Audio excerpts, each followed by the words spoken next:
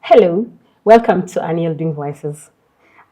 This is a Solidarity Uganda podcast that aims to amplify voices of those who refuse to bow to fear, those who fight and resist oppression, those who are fighting for really freedom and justice. My name is Merab Ingabire and I am your host. Today with me, I have a very inspiring lawyer, activist, who is also going to be my co-host for this podcast. Welcome to the podcast, Toko, Godwin. Thank you, Merab. Feels good, and I'm glad to be here. Yeah, I'm so happy to be doing this with you. Glad. And also very happy that you are my first guest. Even though you're going to be my co-host, we're going to be doing this together. We're going to be bringing a lot of voices of people at the front line, of grassroots organizers and activists. Okay. And I'm excited that, just really having a space where we are safe and able to speak about our struggles and push back against, oppression. Great. That sounds really good. Hope we pull it off as best we can. Yeah. And hope we communicate to the people out there and give them a voice and give them something to listen to, something to look up to for all the episodes we shall do together. Yeah. Yes. So today we're going to center around the theme of solidarity that matters. Okay. Yeah, I know that you are an activist who is really passionate about seeing positive change and challenging injustices. And I have also seen you get, arrested and get a taste of, this really ruthless, brutal environment that we work. And so I want us to have that conversation around, solidarity that matters. Okay.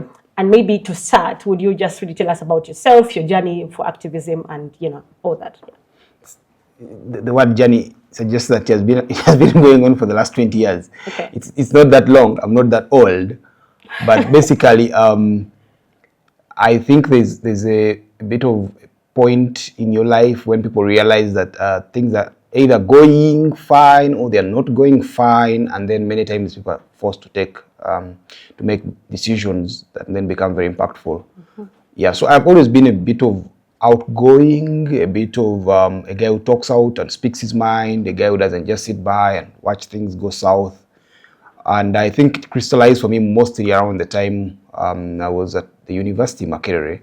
I had what would, by today's standards, probably qualify as back then we used to call it the poor man's think tank. It was called Makerere Table of Men at first. So what the idea was basically that we organized conversations that gave the people who would not go to Senate, who would not go to the main building for the more formal discussions a voice. Then, of course, there was a time we hosted some feminists. I remember there was Godiva, there was Trisha Twasima, and they said the name Table of Men was a bit sexist and excluding of women. In fact, they'd said if we wanted to have the word men, we could name it Table of Women, and then somehow the word women would be captured. I mean, the word men would be captured in the phrase. Yeah. But then, we took that advice in good faith, and we decided to rename it Makerere. No, we renamed it the Table of Minds, the Makerere Table of Minds. So we would go to different hostels, different halls. No, we didn't go to hostels. We actually only stayed in halls, hosting conversations. Micho, because I was in Micho, it was easier to organize them in Micho because I knew the leadership. I knew how to go about things, so we had a number of them. But from there, I became a student leader as well. Then, of course, when you're at Makerere, there's a lot that goes on. You're seeing all these tuition hikes. You're seeing you're more politically cautious. You attend these discussions. So not that it was the first time I was getting to know that, but then it was like the time when I get to interact with it more than I used to prior to that. Then I got myself in strikes sometimes, but for good reason. I got myself petitioning the university. I got myself walking to police stations, especially one day CPS, to get students who were arrested erroneously and illegally free. Mm-hmm. So it just kept going on and on. Then, of course, after university, that spirit was still there. There was a time when I think I just left LDC. So there was a day I received a phone call. And I said this story, but the number was not a registered number in my phone book. But the person just said, the person called and the person on the other side of the phone said, Toko, call this lady. She needs your help. And I said, okay, so what does that mean? Then the gentleman insisted and said, no, just call that lady. Do it for yourself, do it for her, do it for me, do it for everyone. It's a good thing. Call this lady. There's something that you need to. So eventually I gathered the courage and called the lady. The lady told me her story, that her son had been arrested. Her son was at Kasangati police station. So she was saying that the son, so she has two sons, or she had two sons at that point. I hope she still has both of them. So one of them, the elder one, should have been about 25. She was speaking Luganda and said, I know that son of mine to be a rogue character. He's a thief. He picks things around. He never keeps promises. She was saying, the Luganda phrase I think is the muyayu, or ye muyayu. Then she said she had a younger son who was everything for her. A very nice guy. I think was about, not even 18, probably like 17 and a half, or getting closer to 18.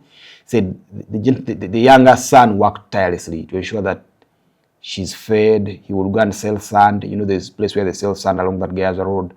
He would sell sand. He would do some other legal and other activities to ensure that the family was good. Now he said, so when there was a case of theft and the police accused her elder son of being behind it and they couldn't find him, so the Ugandan police, in their typical way of doing work that many times tends to go against every logic, sense, and of course constitutional principles, picked the young son and they arrested him. So they said, we are going to hold on to him until you produce the one we are looking for. Really? Yeah, and then she said, if I had him, I would definitely produce him to the police. I would tell the police where he is. But I don't know. And they've taken my other son. He's been at Kasangati police for close to a week. And I just can't seem to find him. I mean, the police seem to be unyielding. They won't release him. So it looked a very obvious case that there was an injustice there. Yeah. Obviously, if I commit a crime, it doesn't matter if I have a twin brother. You don't arrest my twin brother for what I've done. So I dressed up in the morning. I was still at home. It was one of those days when I was just transitioning to working, and so I had more time to relax at home. I had a job, but then it was not a job that took all the time, so I could go there at my own leisure. So I decided, I dressed up and went to Kasangati. When I got to Kasangati, of course, the lady was in a lot of distress. I bought for her breakfast. She told me the full story, so I tried to corroborate some of the things. You know, people in situations like that also have this this thing that the tendency to tell you the story without giving you some truths. So if you're a lawyer many times and you don't get those other truths, you could find yourself in trouble. You could go there and then facts change, and then you see that you are misled. So I asked her a couple of questions with the aim of trying to get to the bottom line of the story, and everything seemed tick. So I made a tweet at that point. I tagged Kasinje, I tagged the police, I tagged the IGP, I tagged too many people at that time. I said, I gave the facts and said, this is not how police should do business. It has happened at Kasangati and all that. Now, when we made the tweet, I told the woman that let's give it 2 hours so that the tweet can first make rounds, and it did. So when I got to the police at Kasangati, so I come in. I was clad like a lawyer. I had a bag and everything, but I was a very young gentleman back then. This was over 5 years ago. So I walk in, and I asked for the gentleman, and the police look at me and they're like, "Ha." They said, "You're the one who has come for this gentleman?" I said, "Yes." Now when they said, "You're the one," that gave me the idea that they knew I was coming. So someone probably read the tweet, or someone high in police read the tweet and conveyed the message to these guys that you guys, what you're doing is not right. So at that point, even the police themselves seemed to realize that there was a problem. In fact, I overheard 2 of the policemen in the corridor saying, "How did that young man get a lawyer? Where did he get the money to get a lawyer?" But the bottom line of the story is that from the time we walked to the police with the mother of the kid, it took us about 45 minutes at most, and we were walking out with him freed. Now, when we were walking out with him freed, so many of the other suspects in the police cells were giving me their numbers and saying, like, "Oh, that help me out." And the sad reality is that is the story for many Ugandans. Yes. A lot of Ugandans. They're like, sometimes they're arrested. The people who are caught on the streets, hawkers and all that, sometimes the desperation on their part pushes them to do it. Your mother, there's no way you can provide for your children, and you end up selling oranges, bananas, whatever it is on the streets, and you're arrested. But then the problem gets more complicated that you don't even have a lawyer Yeah. At that point, you don't have any legal representation, you don't know about the law. And now those who know about the law and then take full advantage of it. They can hold you for long. They begin telling your family, you must pay this amount of money. Yeah, sure. And so that kind of also furthers the corruption. So for me, that has kind of been a bit of what at that point, of course, it was now more and more that every now and then you get a phone call that someone has been arrested. Do you mind coming to help? And many times you even invest your own money. You invest sometimes you go to these places and the emotional toll it takes on you. You get these frustrations, you get the anger, you feel like punching a wall, but then you can't punch anything at the end of the day. But then there was a time I was arrested at Makerere. Now, that was the first time I was arrested after campus. I'd been arrested a couple of times as a university student at Makerere. I feel like if I was in any other country where the law worked fine, I would not be arrested any of those times. Yeah. Because sometimes you're arrested for simply protesting. Yeah, which is a right. Yeah. One time I was arrested because the policeman, it was a student strike, the policeman said, you look like a person who was going to strike. At the end of you look like after they arrested me. To an extent, he was right. I was actually going to strike. So what does the person who is going to protest look like? I don't know. He was right in saying that you look like a person who is going to strike, so I must arrest you, because I was actually going to strike. Yeah. But the problem was that that's not a reason why you arrest someone. Yeah. But I was arrested. So at the Makerere convocation election, must have been 2022, 30th December. So of course, the election is happening, and I go to Makerere University as an alumnus of the university. The voting is in the main hall. There's all these claims of rigging, chaos. And for me, it doesn't. I don't think whoever is Makerere University convocation chairperson means a lot to me. It's well, I would want that the election is not rigged. But at the end of the day, I know whether it's rigged or not, it's just a cabal that is going to keep doing what they've been doing. So for me, it's really not about whoever wins. I didn't even have a candidate of those we are contesting. But then I got in the hall, and there's all this bedlam, there's chaos, there's pushing, there's shoving. The military police come and surround the place, the army, camouflage uniforms. Then all of a sudden, people are getting beaten. Then, at that point, I'm like, okay, there's something really going on. So I walked to the policeman who was commanding the operations. I learned his name recently because he was in the news again for the very wrong reasons. The DPC of Wandegia. Yeah. The gentleman who was shown in a video punching people. Very, very unfortunate happenings. And I think he needs really to get his act together. If you're a senior police officer, there are things he shouldn't be doing. In fact, if you're a police officer, there are things he shouldn't be doing. But he conducts himself in a way that is rather untouchable. Even not just untouchable. The mere thought that he does, the mere fact that he does some of these things for me is very, very absurd. There are things you shouldn't do there are things one shouldn't do as a father. Yeah? Yes. There are things people do and they say, or you muvubuka. But if you're a father, it puts you at a certain level that you can't do certain things. If you're a mother, it puts you at a certain level that you can't do certain things. Yeah. Yeah. Or when you're in high school, they would say that you're no longer in primary, because then you're expected not to do certain things by the virtue of that. The expectations. So, exactly. So what I saw with this gentleman was that he was doing the things in the video, the most recent video, that a police officer of any rank shouldn't do, let alone him being a very senior police officer. Yeah, but then I walked to him at Makerere back in 2022. I told him, you don't have to use this kind of force. You're arresting people in an enclosed space, and you're beating people, you're dragging them. So he turned to me and said, who are you?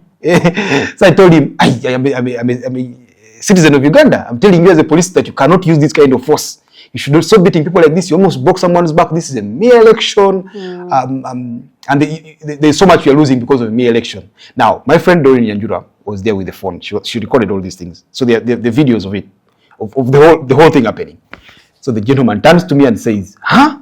Then, of course, he's a senior police officer. There are those around him who want to probably please him, which is the thing that happens in Uganda. Big people have those around them who work even harder. There's a joke that even pretty girls have those other girls around them who want to say, do you know me? Do you know who I am? And things like that. So this gentleman, the gentlemen around him, arrested me. They dragged me. They took me out. I was put under a police car. Yeah. Then after some time, they moved me and put me in a drone. Then we were driven to Wandegia. In Wandegia, I spent the night in Wandegia police post at Wandegia police station. The police. But the good thing, the video made rounds online. Yeah. As the video was making rounds, people were saying, but this guy did nothing wrong. This guy did nothing wrong. So the conversation started out, then there was a hashtag free Toko and free Godwin Toko, all those hashtags were making round. I slept at the police. But even in the night, of course, you're talking to these guys and listening again to more and more stories that are even worse than yours. This guy is arrested, and why is he arrested? Because, well, they say he trespassed on land, but you know that, well, it's a family dispute. The powerful brother is using the police to fight his battle. And so there were all those stories. But yeah, so for me, that day, again, showed me a very important picture, because when the pressure yielded outside, all the free Toko hashtags, people were engaging senior police officers. I know for a fact that some senior police officers were also making calls to Andy and saying, release that guy immediately. Now, the advantage is that because I was arrested, there were other guys who were arrested, whose faces and names were not known. Now, so me, I also took it upon myself and told these guys that there's no way I'm leaving this place without you. Because if I leave this place, and there was one particular sad story of a gentleman who had been hired. He has a small car. He had been hired. They put speakers on his car to go around spreading the message of one candidate. The police arrested him and charged him with being a hooligan. Now, when he told me that if I'm not released with you, in fact, it said that my wife probably thinks I am with another woman somewhere. So, and no, this was 30. Now, the next day was 31st. So that was like the day before New Year's Eve. And you know what? How important these days are for the average Ugandan family and Ugandan. So, I also took that decision and said, we are going to leave this place with all these guys. So I said, if they release me and say these guys are not there, I'll not get out. So we pushed and pushed and pushed. By around 1, a lot of the policemen were now beginning. So you'd see policemen coming and say, so they'll come to the cell and stand at the door and say, who is Toko? Then you come. Then they're like, oh, you're the one. Then you see them going to like caucus and say, but he doesn't look someone who is important. Where are people concerned? But that was, for me, it's not about the importance, it's about the tweets and all the pressure that guys are putting out. Now, that taught me at that point that, you see, those things work. Sometimes someone is arrested. And when you're arrested, like Aaron Kiza has been arrested recently, many times all you want is people to show concern, that they know you, that they care about you. So for me, that has in many ways become really the story of my life for the last 5 years, moving up and down, trying to get people like that freed and speaking up for people whenever I can, whichever means I can use. Yeah, that's really inspiring. And as you were sharing your story, I was thinking about the many times so many other activists have been left in jail because they are not known. And like, let's talk about the importance of that kind of solidarity, where if you are in a space and you actually have a platform where you can speak and be listened to, where you can speak and people actually show up for you, how important it is to use that space for even the other people. Because imagine what would have happened if you had just, well, I'm just going to get out of here and then I will go. What would happen to those people if you hadn't stood with them? So how important is it that we use, our voices and our platforms, our networks when we are known? Because for you look at yourself as, well, there's nothing really special about me. But because of the kind of work that you're doing online, the digital platforms that you have, the networks that you have, you were able to have people really come and speak even when we're not there. So let's talk about that, the importance of that kind of solidarity. So I'll give you a live example. It happens quite a lot. Even the police, even the Ugandan state knows that. They'll pick people whom they believe will give them the least trouble. That's why we've seen that since 2020, they've arrested so many people around Bobi Wine, and they don't arrest Bobi Wine. Sometimes it's that you attended a meeting, so they've picked a number of people for being in a parade where Bobi Wine allegedly inspected a guard of honor. I don't think by any standard that should qualify as that or should be illegal, but the Ugandan state says that. Now, the Ugandan state doesn't pick Bobi Wine or his wife, who allegedly inspected the guard of honor. They'll pick the nobodies. Because for them, the idea is that if they pick a nobody called Mukasa, it gives them less trouble. If they pick Bobi Wine, there's all this trouble. So it's really important that then if you are the big person, you use your platform as much as possible to help the rest. Let me give you a live example. So there's a gentleman, of course we all know the story of Besigye, abducted in Kenya last year, November, brought here, facing trial, court-martial ruling, fails, and then I know that Besigye is now up for bail. Same with Aaron Kiza. Sentenced by the military court in Chitalia, now is out on bail. But the other sad truth of the story is that there are so many people who are sentenced to Chitalia. They're probably 1,000 or even more by the same court martial. And many times they're like the Karachunas, people in Karamoja who are accused of cattle rustling. There are people who are the new people. There's a gentleman called Machete Yasin.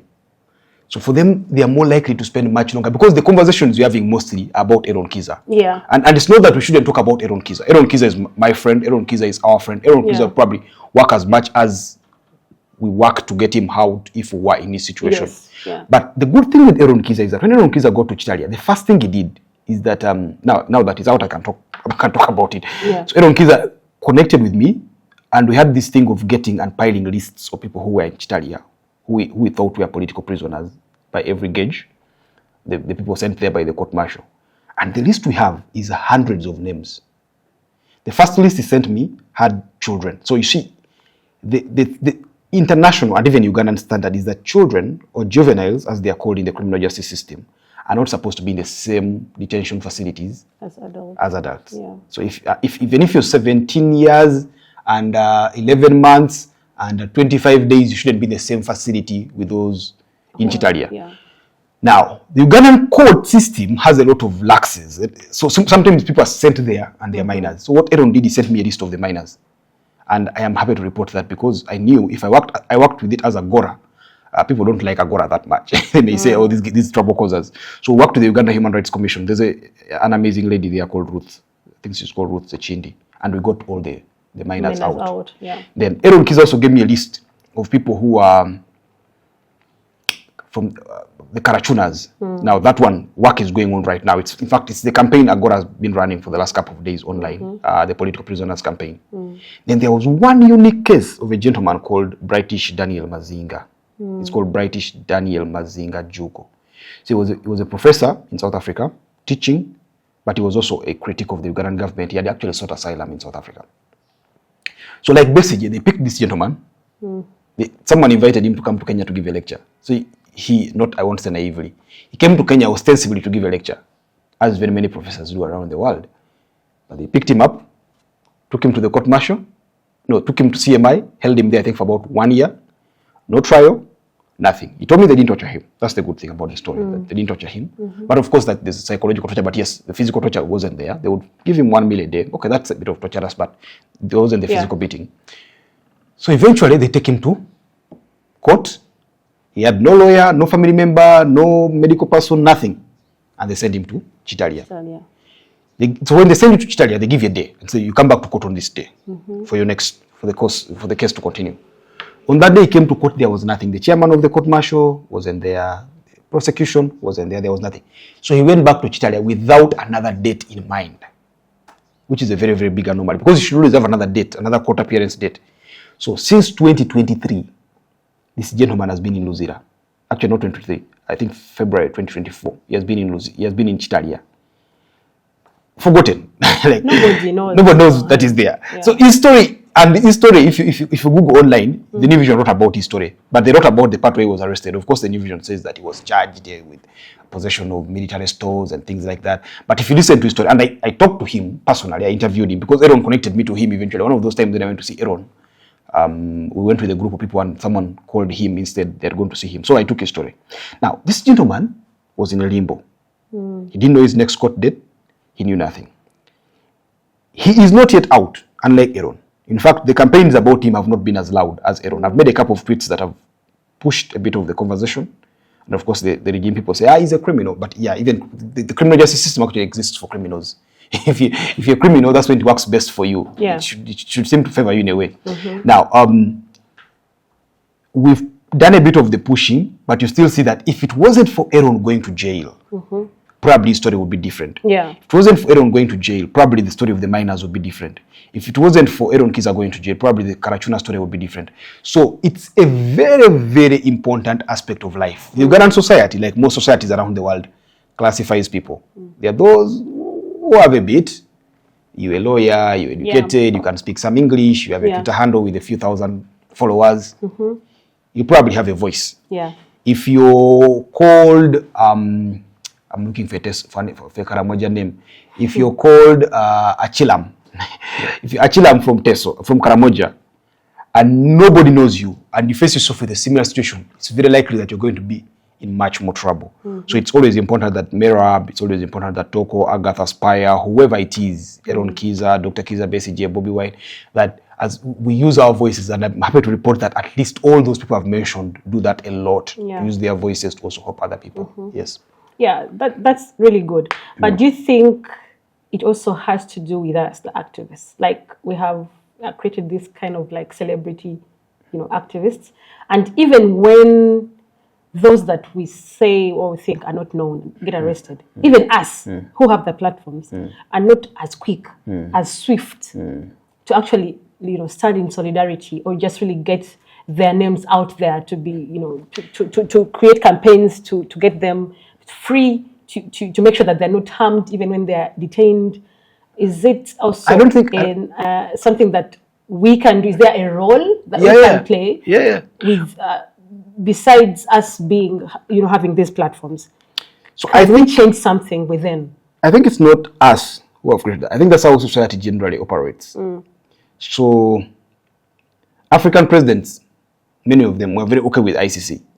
They signed on the protocol. Uganda, I think, was the first. Uganda referred the LRA to ICC to go and face trial. But then at some point, ICC starts coming for African presidents. And then African presidents are like, hold up. No. You have very bad court. You cannot come for presidents. Presidents must have immunity. So it's a human thing. That humans always look out for their kind. They try to protect their own. So there's another story. That time when these men boarded a small ship, I forget what they call it, where they would go and see the Titanic, and then they were underwater, and then it was about to explode, and it was the news headline on every major channel, Al Jazeera, CNN, it was the story. Of course, it exploded and the men died. But it turned out that those men were actually billionaires. They paid a lot of millions of dollars to go and see the Titanic. Now, at that same time, there was a ship that capsized with so many Africans who were trying to migrate to Europe, and no one was talking about them. I think it's Obama who created who showed that there's a contrast. You see, you guys are talking about this, but there's also this. So it's really how human beings behave, that they connect more to things that are closest to them. If they arrest Merab, Godwin Toko is going to think that, they can arrest me next. If they arrest a Karachuna in Karamoja, the average Kampala person, the average elite, the average lawyer, the average activist in Kampala is going to say, well, that's not my problem. So it's not that we make it. It's not that people became celebrity activists. Of course, there are celebrity activists in Uganda. Not one of them, certainly, but they are there. And maybe it's a good thing that they are there, because they're celebrity activists. When they speak up, their voices are heard. And each time they use their voices and platforms to advocate for many more people, it is advantageous to us. It probably helps them more when they are in trouble, but also since I've seen them use it also to help other nobodies, other non-celebrity activists, it becomes a good thing. So, but of course we need to deliberately, like I said, we need to deliberately always ensure that we speak up for other people as well. It must be, I think, deliberate. We just have to 100%. Be really intentional about it, because then we are leaving so many people behind. Exactly. And that's not why we are in this space. Certainly. We are supposed to all go together.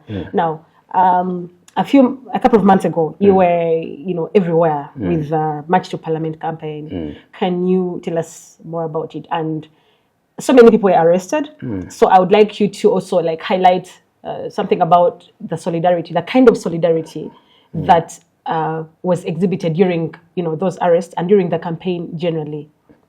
So the March Parliament protest last year in July was a young people-led protest against corruption. But you could argue that a lot of that corruption was exposed as a result of Agora's working. When Agora exposed a lot of the rot at Parliament, the egregious corruption, the abuse, the lack of procedure, it got so many people very, very angry. Not just people outside Parliament, not just people outside government. I know people in government who are even angrier than the activists who went on the street, but they couldn't do that. I know in Parliament, including NRA members of Parliament, who were so angry by what they were seeing.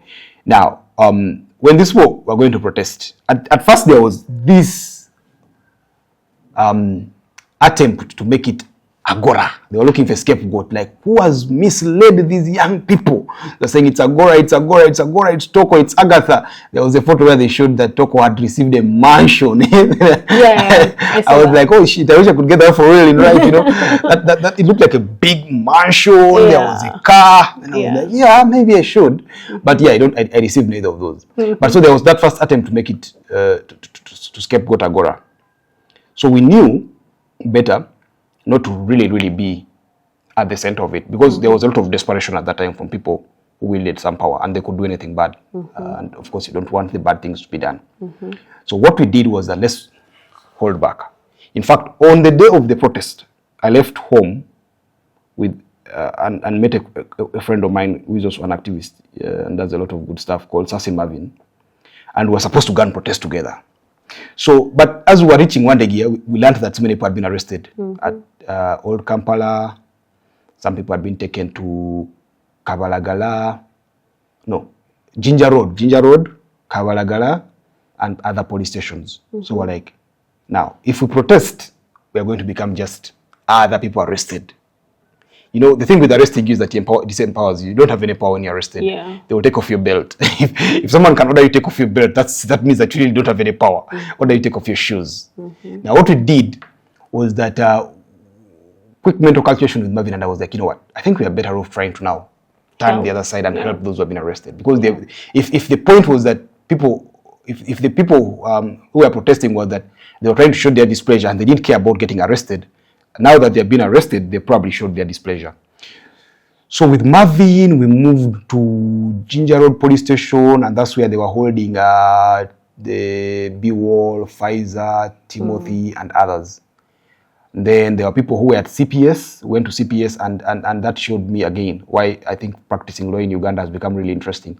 They had blocked the entire group of lawyers. I think there were about 50 lawyers there, but some random policeman said, none of you can go in. And they caucused out there, they were talking about football. I think they were talking about football, they were talking about so many things.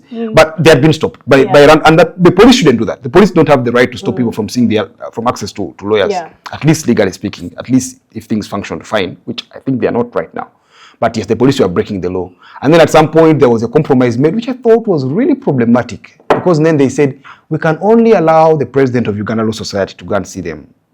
Now, the president of Uganda Law Society at that time was a gentleman I respect, Bernard Owundo. And they took that offer, but I found that offer also very problematic. It's like what I was telling you earlier, that if I had to be released alone, then what's the point? If you're saying that only the president of Uganda Law Society can go and see the lawyers, now there's only one president of Uganda Law Society. So if the people arrested in Gulu, Arua, Kampala, Kabale, like, does this cut himself into so many pieces to go to all those places? That was problematic. But then, at CPS, there were these guys, they were spread all over the place. Now, of course, they were produced in court. First, I think the guys at Nakawa, they were produced in court, and we rushed there, we tried to get them bail, but I think someone had made up their mind. And I believe it's not just those magistrates. I think it was some order from somewhere that all these guys should be remanded, at least for 2 weeks or a week.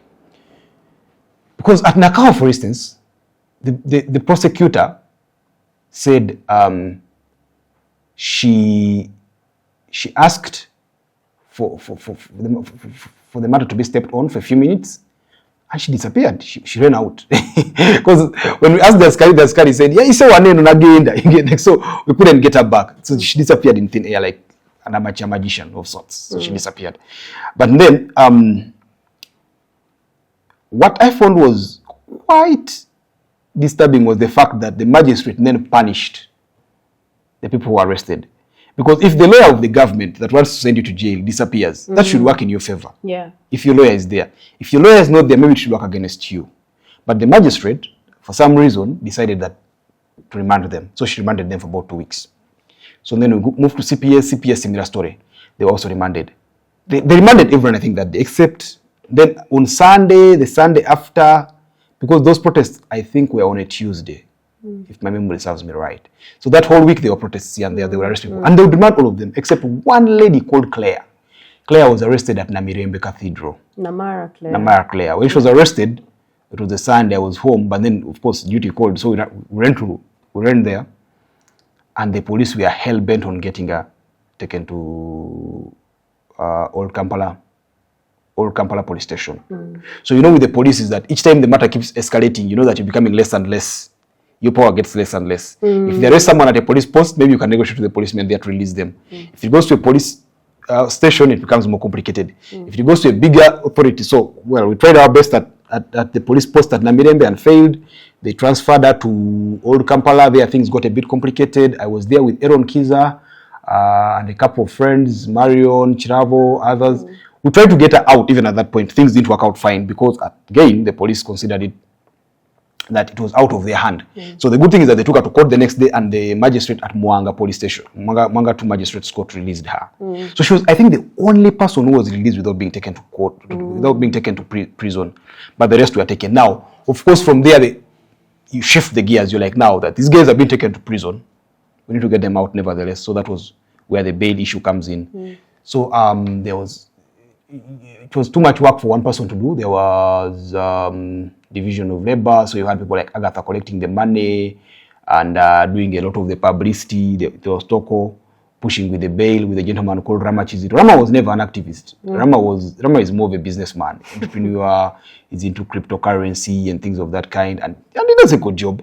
But this thing had brought so many people together because they felt once that there was need for that solidarity. So people who had not ordinarily seen the activism space were also there.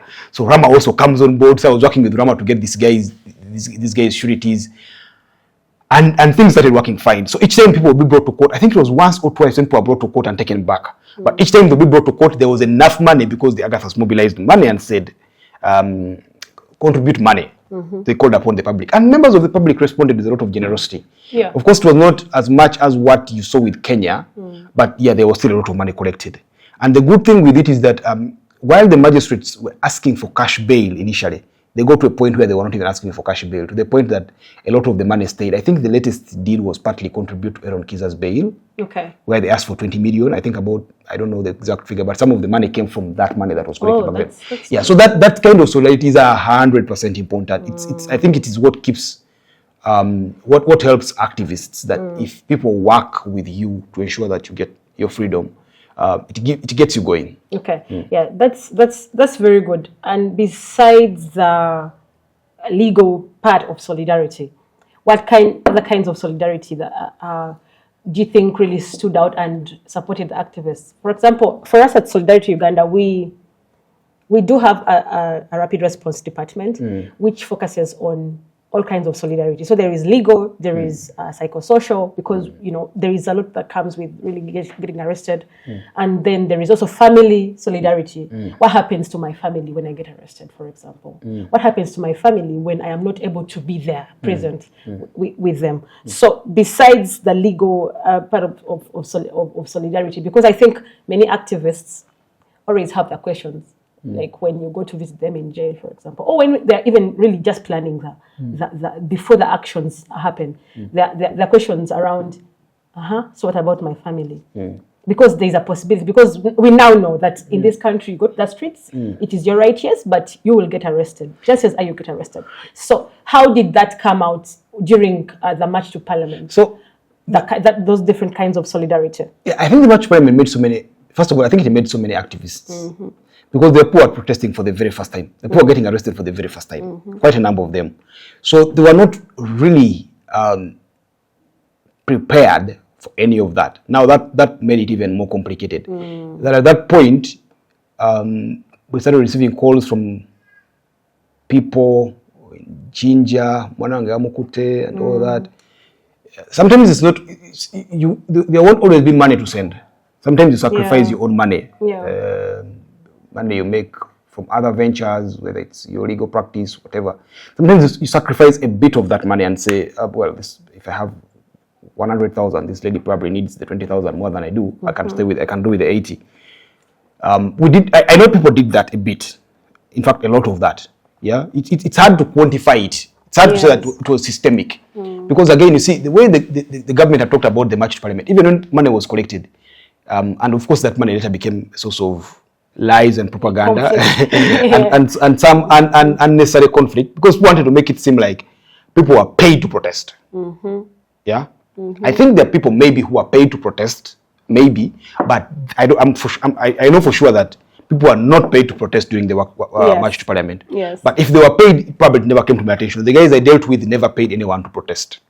Now, the thing with that is that because there was not all the money anyway, there was just the money enough to do some of the things, to pay for bail, to do all this, to visit people in prison and get them some of the necessities.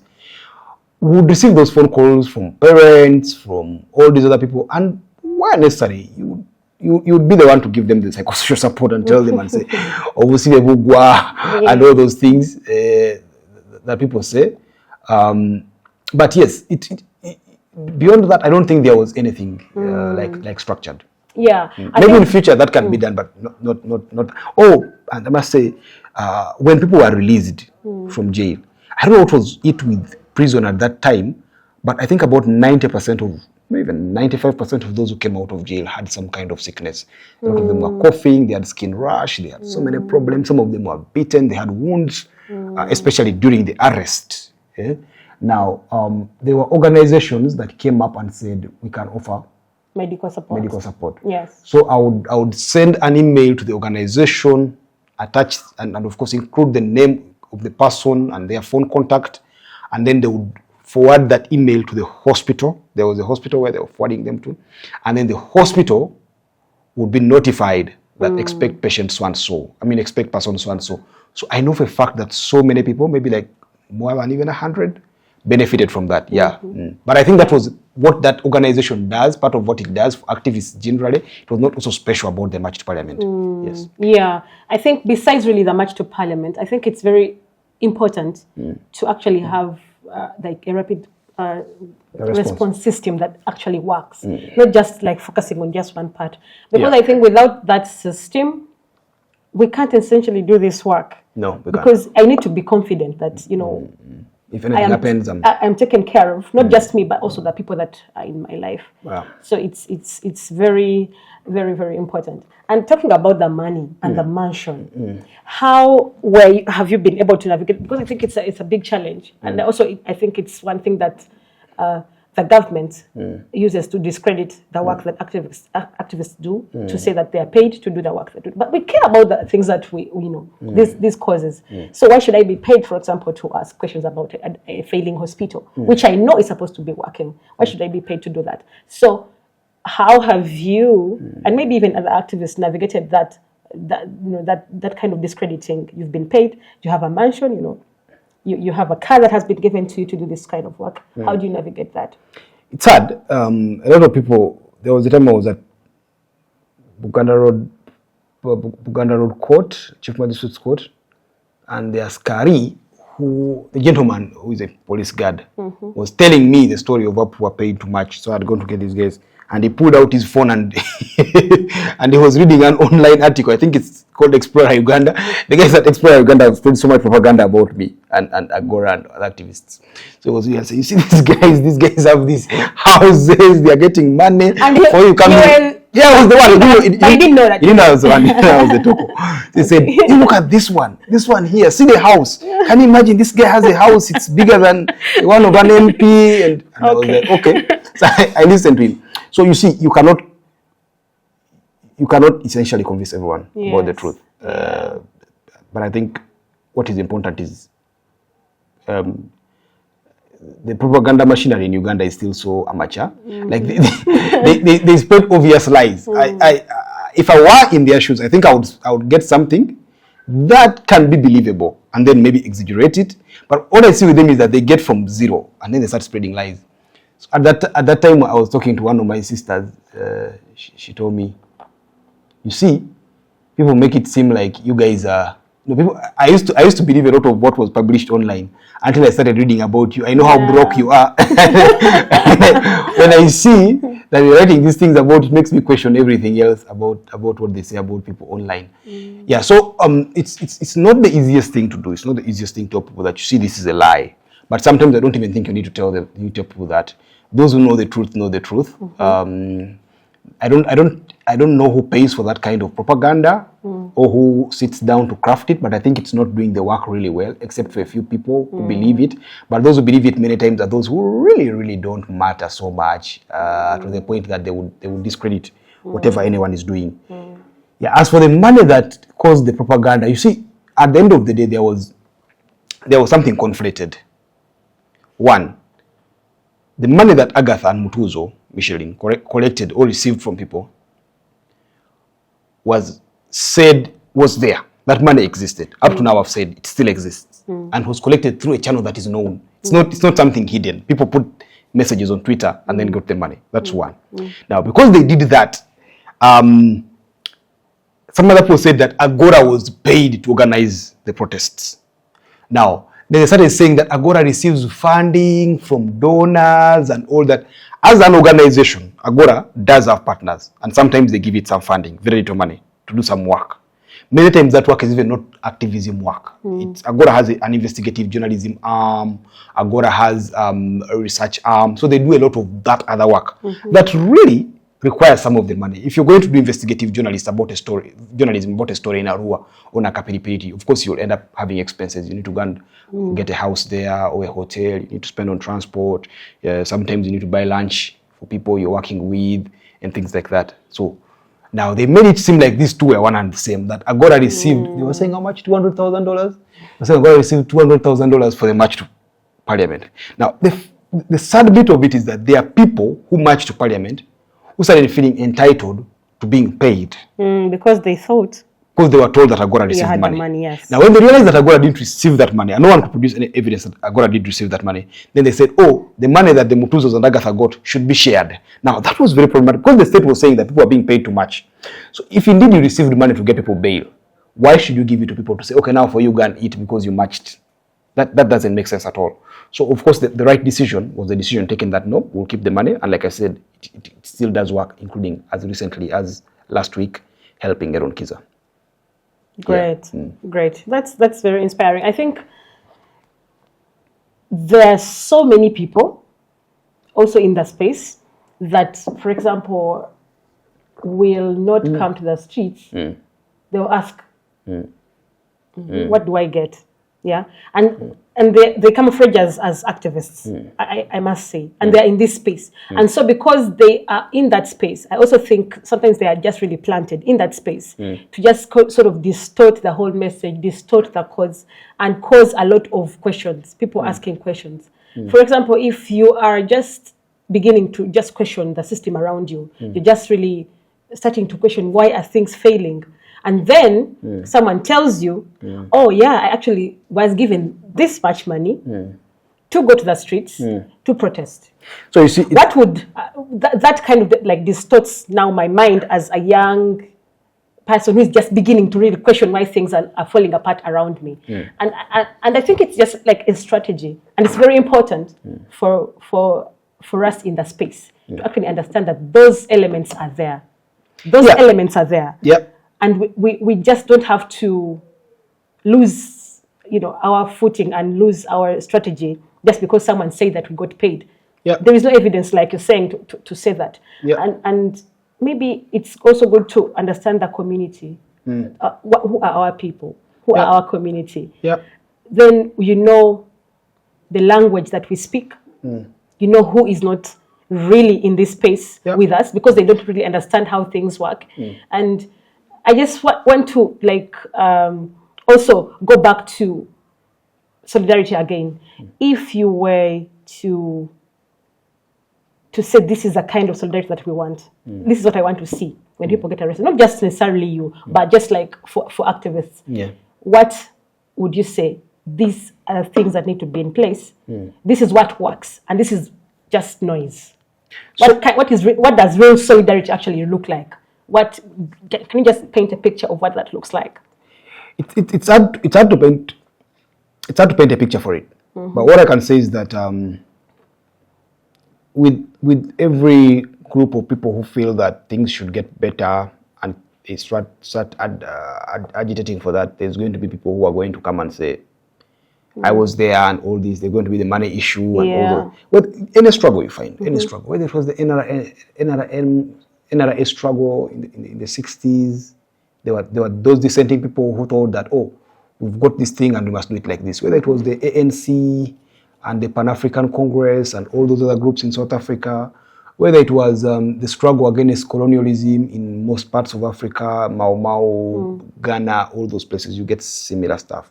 So it's an old time-tested and proven, sometimes it works, sometimes it doesn't work, strategy that many people who are, many times power is called upon, power is pushed to the wall, it will always pull out. When there was the civil rights struggle in the US, which gave me, for me, the man that I really feel is probably the greatest human being who ever lived, called Malcolm X. You'll find that they also accused them of getting money from Saudi Arabia and all these other places.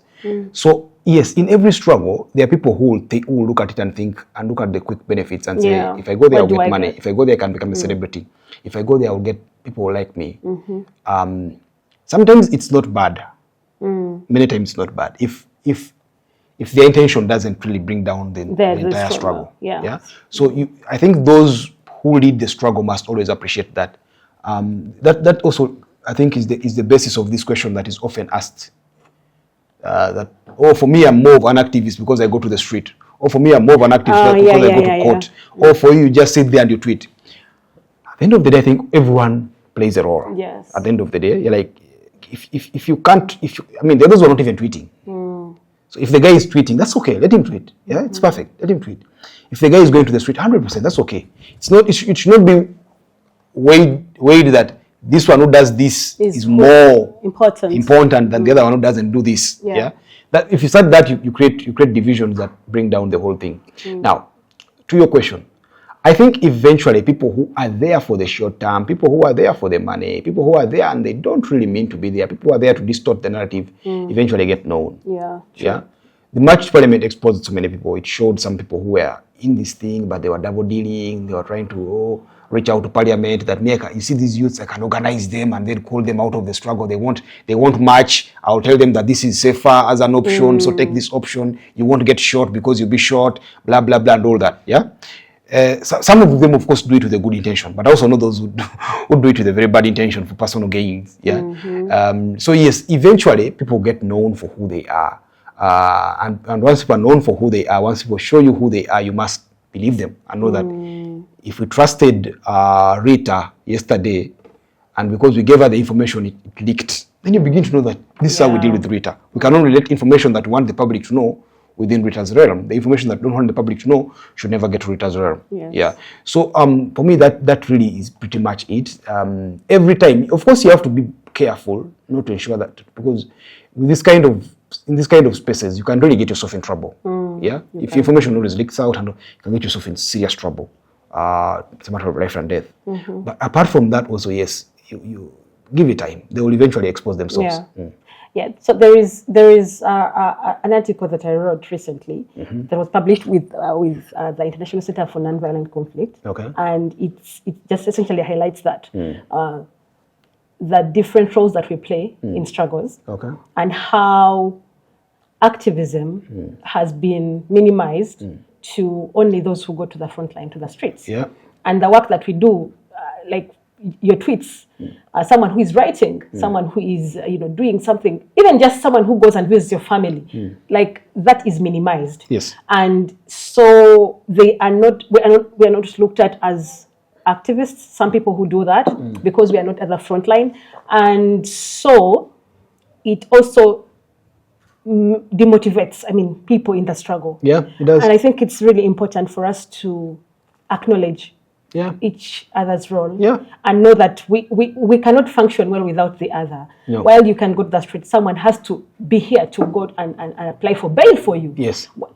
While you're there, someone has to do some media publicity to make sure that everyone knows and kind of build that kind of solidarity. So I think it's really important for us to acknowledge and see each other. We must see each other. Let's not be like, without me, this cannot work. And I also think it goes back to the individualization of these struggles. Yes. That it's about me. Without me, nothing will happen. Yeah, every single struggle, there's no struggle that there's no person that can be bigger than any struggle. Struggles definitely get their leaders, struggles get their frontliners, but every struggle definitely needs, like a football team, there needs to be a goalkeeper, a defender, different defenders playing different roles, different midfielders, strikers, and of course the fans, maybe the coach. There's so many people involved. So if you see any successful football team, many times they'll have a star player. Messi can be there, Kylian Mbappe can be there, but then you know that if you only had Kylian Mbappe, you'd probably have a problem. In fact, I don't think sometimes it's also bad to only have the star players. There's a club called PSG. I don't know how much you're a football fan, but there's a club called PSG. One time they had some of the most star players in the world. It was Neymar, it was Mbappe, it was Messi, it was Ramos, it was I forget the name of their keeper, Donnarumma. It was all these guys together, and the team didn't really fare well, because again, sometimes you need those who do different roles and those who seem not to do any role, but because at the end of the day, their role cannot be quantified. So yes, it's always important that we remember that. I think Jesus, there's a lot of wisdom in the Bible, and a lot of wisdom in the words that Jesus said in the Bible. This way he said, whoever is not against us is for us. Yes. Yeah, it's as simple as that. If someone is not against you, so let me give you a live example. If you have, and I have this problem with sometimes with some activists who make it us against them. Yeah, there are people in any system. You could find that in the depth, in the deepest part of the national resistance movement, in the deepest part of the white oppressive apartheid regime, in the topmost echelons of the white racist FBI under the leadership of Edgar Hoover during the civil rights struggle in the US, you find that even there are people who really wish well for the other side. Yes. Yeah, they may not be 100% wishing you well. They may be the guys who even do some of the bad things. But at the end of the day, the fact that they give you a place where you can start the conversation is very, very important. The discussions about Mandela and all these other people in South Africa, you needed some of the level-headed people at the end of the day. Sometimes you need those level-headed people. Yeah. So it's always important that we need to understand that we can't all play the same role. We all can't be Messi. We all can't be Neymar.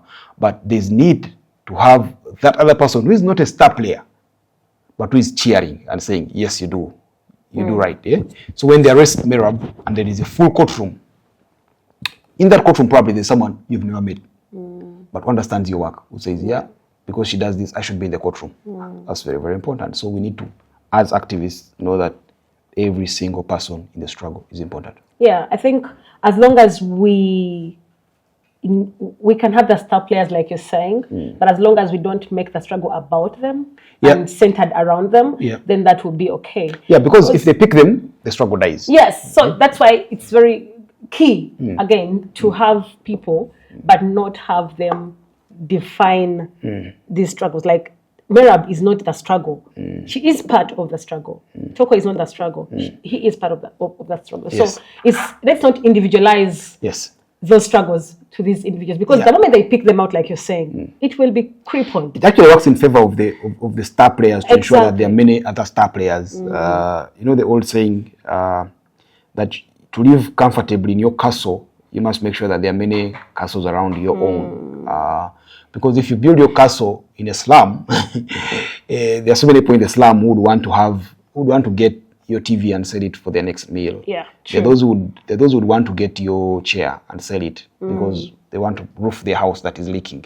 So you cannot be the star player in a sea of people who are in a sea without a star player. So you need whatever you can do, ensure that you also lift up others, pull them up and all. And yes, to some extent also, like you said earlier, the idea of becoming real celebrity activists can be very detrimental to the struggle, because then celebrities are all the same. Celebrities are people who begin to feel a sense of superhuman, more power, hubris, and all these things. So you need to be very careful. Each time, and struggles are not supposed to have celebrities. Yeah, you can be a celebrity if you're a good musician. You should be a celebrity if you're a good actress. You should be a celebrity if you're the best drummer, guitarist, whatever it takes. Maybe artist, maybe painter, maybe whatever it takes, speaker somewhere.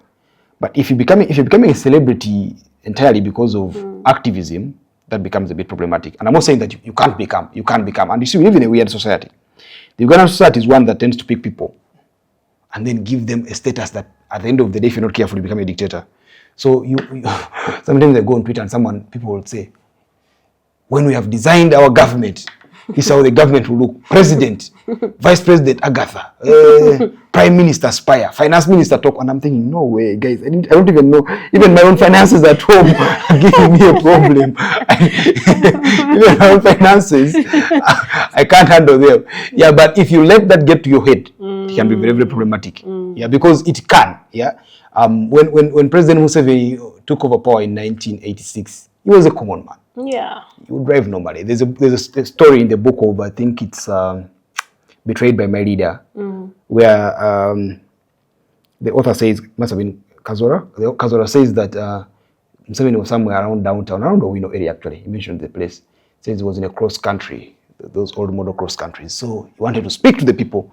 So he brings his head out through the roof screen, the sunroof. He brings his head out, and the aide camp, I think that's what they are called, his aide camp at the time, Nobo Mayombo, they're called ADC in short, tells him, put your head down, Mr. President, they will shoot you. And then the president says, why will they shoot me? What have I stolen? But now from that president, now we have a president who blocked the road for 2 hours because he's passing by. You get it? So you can see the change from the 90s today. Yeah. But I also know for a fact that we've had a lot of dictators as a country because we have a culture that promotes dictatorships. We have a culture that picks people and puts them in a place where they become beyond reproach. If you criticize the average minister, he will get you arrested. Because they feel like being a minister gives them power not to be criticized. It puts them beyond reproach. It puts them beyond criticism. Yet, for me, what I understand is that unless you're God, you're going to make mistakes. In fact,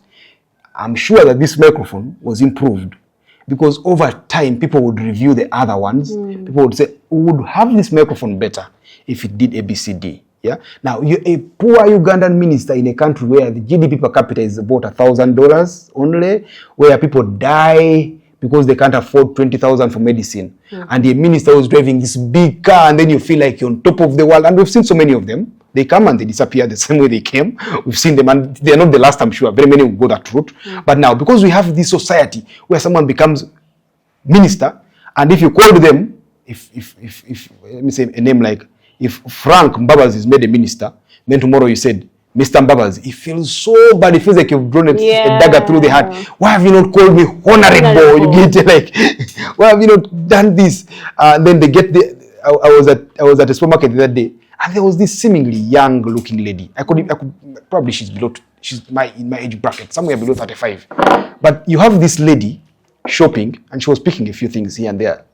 But she had this soldier with a gun, in the supermarket. I think that was actually a breach of protocol. I don't think soldiers should get to guns there. But there was a soldier with a gun pushing her trolley, and the soldier looked like in his 50s, and there was this young. And I was thinking, okay, like what will happen if you push your trolley? You get, because tomorrow you're going to get a situation where that person who is pushing your trolley now is not there, and you have to push it. Yes, but you see, those small nuances make Ugandan society a hub for dictatorships, and we as Ugandans must rethink.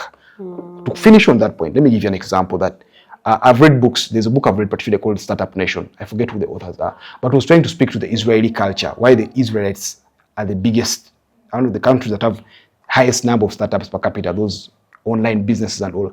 And was saying Israel has this thing where there's really no, should I call it respect, where there are like no classes in society. Why is that so? Because you see, Israel has this thing of conscription, that at any one point in time, any person who is above 18 and they're not a member of the Orthodox Jewish community, they're not disabled, they're not serves in the army.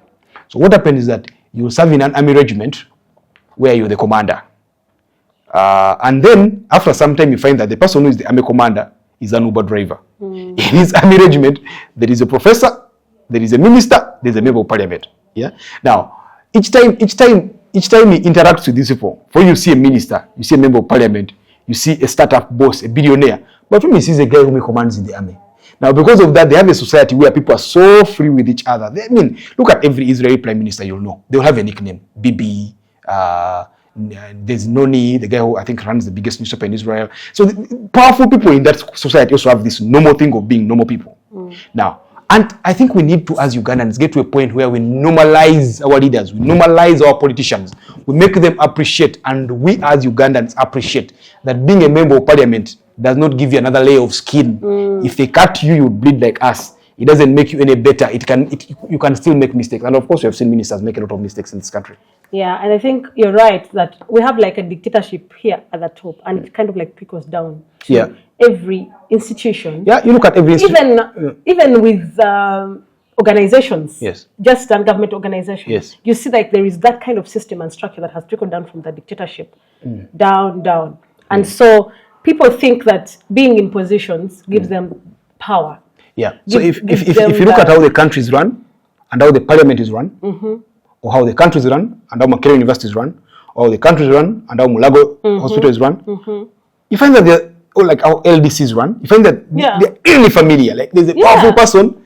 Very soon that powerful person begins bringing his people, tribe men, children. It's replicated everywhere. It's replicated everywhere. Yeah, but again, you see also because part of the reason, like I was trying to say, is that because when you're the vice chancellor of Makerere University, of course the Ugandan state first gives you all this power. You have a bodyguard, you have all these things. Then you begin to feel, oh, I'm this guy who grew up in Zombo, but now I have all this power. Yeah. Then you want to show the power. At the end of the day, because you want to show the power, you begin aching towards a dictatorship. Yeah. You begin getting to the point where you don't want people to criticize you.